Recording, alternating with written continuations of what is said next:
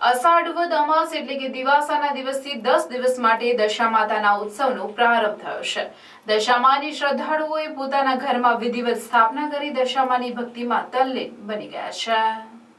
આમોદનગર સહિત પંથકમાં ઠેર ઠેર દશામાની મહિમાનું વાર્તાઓનું વાંચન કરી સાંભળીને માઈ ભક્તો ભક્તિમય બન્યા છે। તેમજ સાંજની આરતી અને થાળમાં મોટી સંખ્યામાં બાળકો, ભાઈઓ, બહેનો તેમજ વડીલો સમૂહ આરતીનો લાભ લઈ ધન્યતા અનુભવી રહ્યા છે। સમગ્ર આમોદ પંથકમાં દશામાની ભક્તિમય માહોલ જામ્યો છે। દશામાના શેરીએ શેરીએ ગામે ગામ ગુણગાન ગવાઈ રહ્યા છે।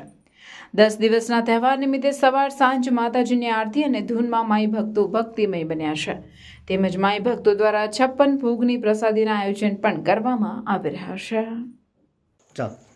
જય દશામાં અમે છેલ્લા 4 વર્ષથી માં દશામાની સ્થાપના કરી છે।